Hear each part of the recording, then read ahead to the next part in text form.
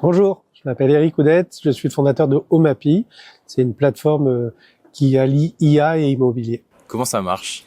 Comment ça fonctionne? En fait, à partir de votre simple adresse postale, vous la renseignez dans mon logiciel et je vais aller récupérer toutes les données qui traînent sur Internet, mais aussi dans des environnements spécifiques. Et grâce à ça, je vais être capable de vous dire c'est quoi l'historique de votre bien immobilier, combien ça consomme d'énergie et surtout combien ça va vous coûter en termes de rénovation ou d'amélioration. C'est vraiment pour la partie rénovation ou ça va au-delà? Ça va au-delà, en fait, c'est que, vous n'avez jamais acheté une voiture sans carnet d'entretien. Ce que j'ai créé, c'est un carnet numérique pour l'immobilier qui va récolter toutes ces données, qui va permettre d'avoir une plus grande transparence et une meilleure visibilité sur ce qu'on achète et sur ce qu'on entreprend, surtout que ce sont sur des délais de très longtemps, des dizaines d'années. Voilà. Sur Homapi, on va retrouver des appartements en vente, en location?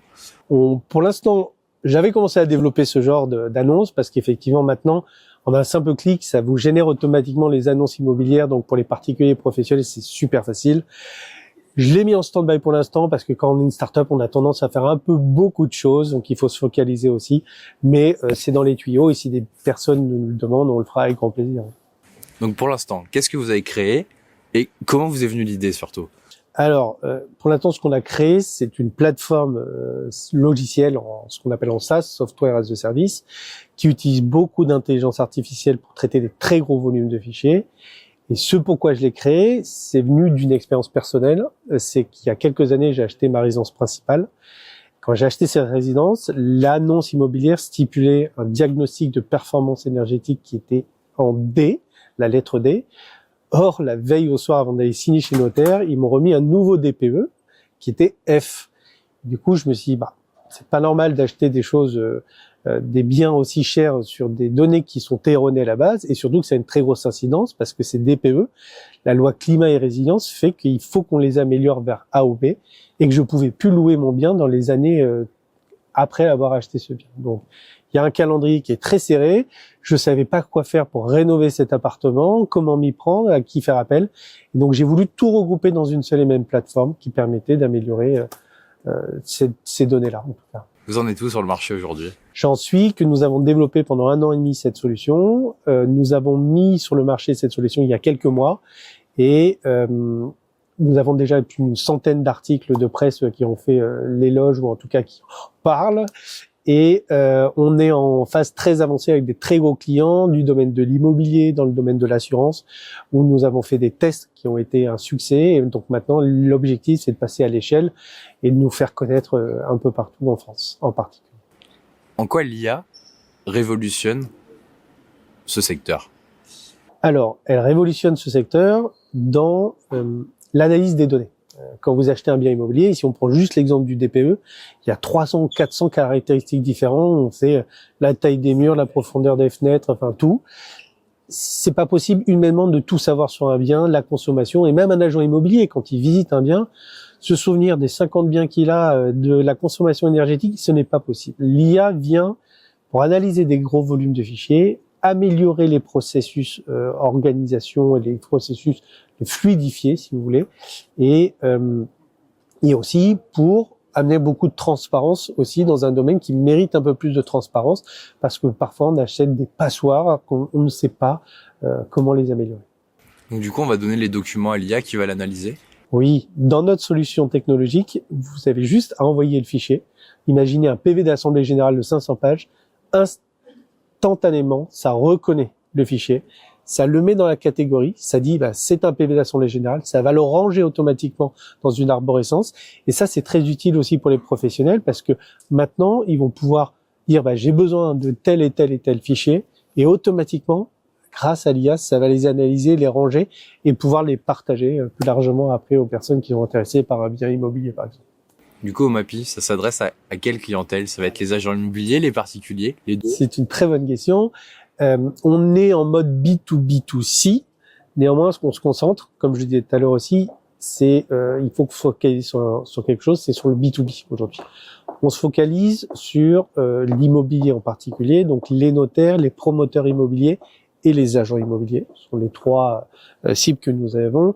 Et après, on vise aussi dans le B2B les banques et les assurances parce que ce sont elles qui financent les prêts immobiliers. Ce sont elles qui vérifient l'état des risques qu'il peut y avoir dans un bien immobilier. Donc, ils sont très intéressés aussi pour avoir accès à ces données et grâce à ça, faire en sorte que la police d'assurance soit beaucoup moins chère, par exemple, pour des locataires ou pour des propriétaires. Pour les banquiers, ça va les rassurer. Ça va les rassurer, ça va leur permettre de suivre parce que quand elles financent un mauvais DPE, elles doivent s'engager à l'améliorer et donc cette plateforme permet de suivre si on améliore son DPE ou pas.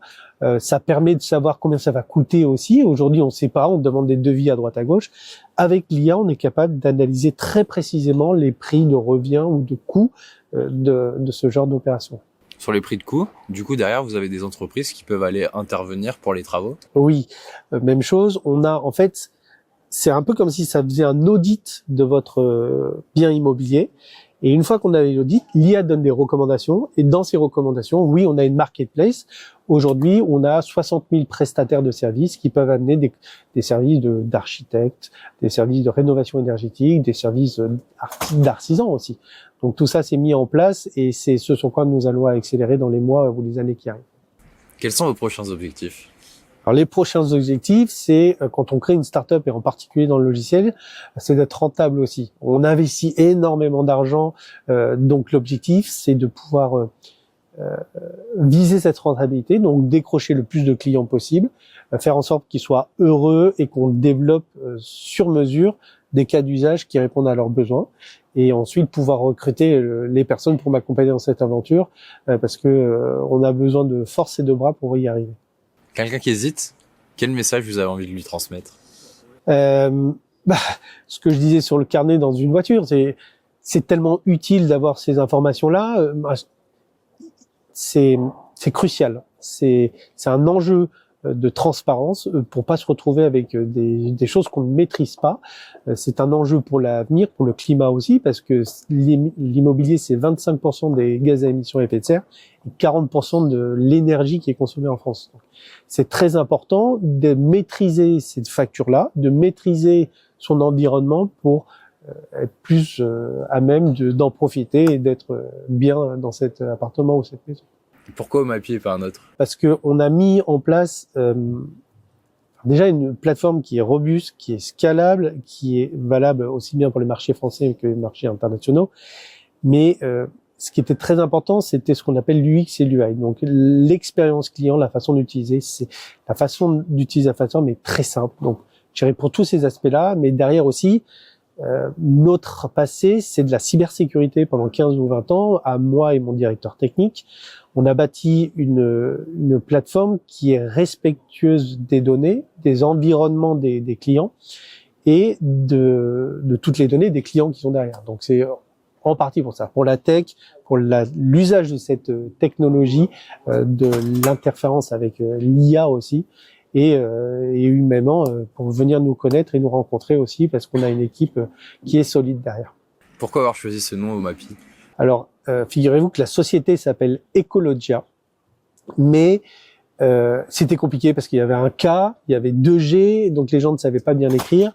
Ça marchait bien en France ou dans les pays latins avec Ecologia, mais après quelques études de marché, au final, je me suis rendu compte que les gens n'arrivaient pas forcément à nous et quand en fait on fait parler nous, c'est déjà la moitié du travail et quand les gens n'arrivent pas à vous, c'est un peu dommage. Donc j'ai décidé de rebâtir et de renommer ce produit Omapi parce que ça passait dans toutes les langues, c'était simple et c'était un mix de home, maison et de happy, je suis content, mais API, c'est une interface de programmation aussi internet et qui permet de récupérer beaucoup de données aussi. Voilà. Vous êtes présent au-delà de la France ?